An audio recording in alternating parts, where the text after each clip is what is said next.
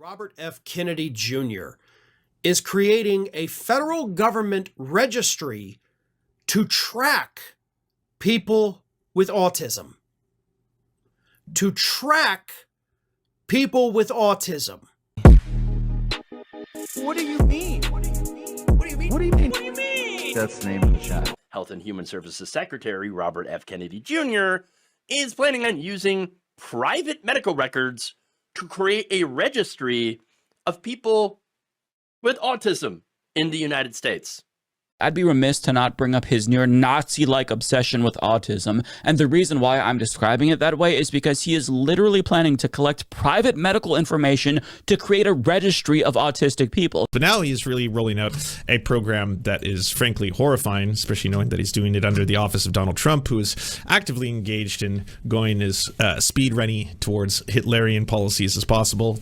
The records include prescription records from pharmacies, lab testing, genomics records from the Department of Veterans Affairs and Indian Health Service, private insurance claims, and data from smartwatches and fitness trackers. So cancel your fitness tracker, all right? Because I wouldn't trust them at all. What does he plan to do with said information? Well, he claims that he's going to use it for a robust study that's going to shed light on the cause of autism. And according to him, we're going to know much sooner than anyone would expect. By September, we will know what has caused the autism epidemic, and we'll be able to eliminate those exposures. So we're supposed to believe that by September, we'll know the underlying causes of autism, and not only that, we'll know how to prevent it, according to him. Okay, spoiler alert, I'm assuming he's probably just going to say that vaccines cause autism. How else would he be so sure that he's going to know definitively by September? That's not how anything works.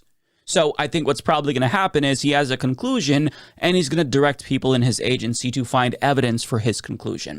And here's the fucked up thing. That potential outcome could potentially be the best case scenario if they make this registry. That's how fucked this is. The less damaging situation would be if this fuckwit did this study to try and just push more of his anti-vax bullshit, to try and prevent more people using this preventative medicine which helps train your immune system to help your body fight off pathogens. For example, the measles virus, which can live on a surface for up to 2 hours. When you contract this virus, it can take over your dendritic cells, which are the cells known as antigen presenting cells that go take a bit of the virus to your lymph nodes to help make antibodies. The measles virus hijacks these cells and then hijacks the core of your immune system. And you'd rather risk your child's life with that, where even if vaccines could cause autism, you're rather saying you would rather risk your child potentially dying a horrific death than autism? That's disgusting in itself. It could be a whole lot worse. Because let's say he wants to go after a realistic factor of what could determine if someone has autism, which could be genetics. Because, I don't know, I've got an uncle who's most likely autistic and a brother who's definitely autistic. So if you wanted to eliminate it, you'd probably start taking out bloodlines.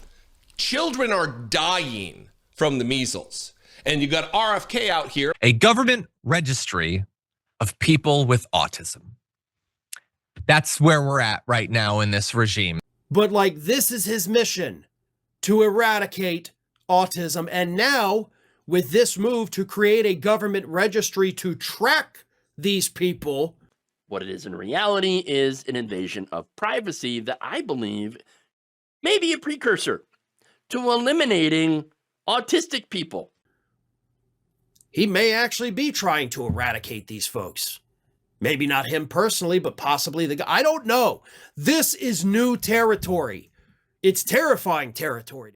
Very terrifying, considering the reason RFK Jr. is in that position is because Donald Trump is the president, and from a book written by his nephew last year, he explains that, as you can see, my uncle Donald Trump told me disabled Americans like my son should just die. He said this to a member of his family, about a member of his family. So how do you think he would feel about everybody else if that's how he feels about his own family? Nephew says Trump told him some disabled people should just die.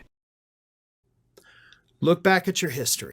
And if we look back at our history, we find one of the only, if not the only, time Hitler put his signature to an order of the death of innocent people in a program which became to be known as Action T4, where they started by killing disabled children with lethal injection and slowly starving them to death, and they started killing adults, not just people with an intellectual disability, but people with a physical disability. I would have these buses come and collect people from hospitals and take them to this killing centre, which is where the name T4 came from, the address of this centre, where they had a gas chamber, and the Nazis would even keep false records saying that these people died of different diseases or natural causes. And I bring up how they were killing people with physical disabilities, like people that were severely injured in war, because if Donald Trump is saying that disabled people like his great nephew should just die, and if you remember how he's talked about military veterans and how he didn't want to see amputees on stage because nobody wants to look at that, this is all very concerning. These are very disgusting people that are running the United States. You can see why I had to make this video. It's also pretty goddamn unsettling in the context of a fascist government to be talking about the economic burden of people with certain medical conditions. We've been here before. Well, not us, but Germany. Yeah. And I mean, people do forget. Before there was a Holocaust, they started with people in medical facilities. That's the so much of the problem with just American exceptionalism and everything is that the absolute refusal to look at Nazi Germany anytime before D-Day is just a huge gap of knowledge that people are willfully ignoring.